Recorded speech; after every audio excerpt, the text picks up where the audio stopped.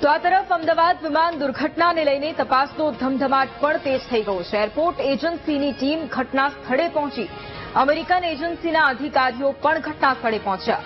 દીપ ગૌરવ airport એજન્સીના અધિકારીઓ ઘટના સ્થળે પહોંચ્યા હતા અને ઘટના સ્થળનું નિરીક્ષણ કર્યું હતું. એક બાદ એક તપાસ એજન્સીઓ છે કે જે અત્યારે ઘટના સ્થળે પહોંચી રહી છે અને ઘટનાને 70 કલાક વીતવા છતાં પણ તેનું નિરીક્ષણ સતત ચાલુ છે. વિમાન દુર્ઘટનાની તપાસ તેજ થઈ છે.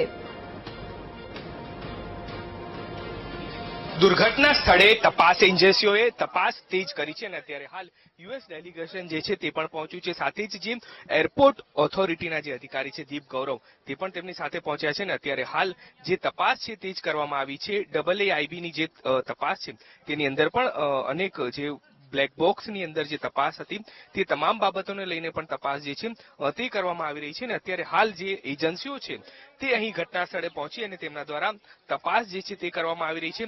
એજન્સીઓ એ પુરાવા એકત્ર કરી રહી છે કે ઘટના સ્થળે જે દુર્ઘટના બની તે સમયે શું થયું હતું અને તે તમામ પુરાવા જે છે તે એકત્ર કરવાનું જે કામ છે તે તેમના દ્વારા કરવામાં આવી રહ્યું છે. અત્યારે તેમની સાથે આપણે વાત કરવાનો પ્રયાસ કરીશું.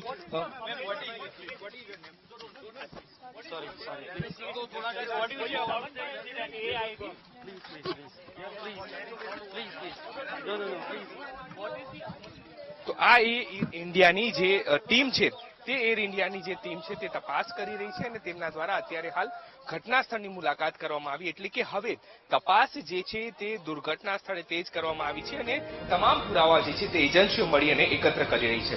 કેમેરામેન રાજેશ ગઢવી સાથે દીપક સોલંકી, VTV ન્યૂઝ, અમદાવાદ.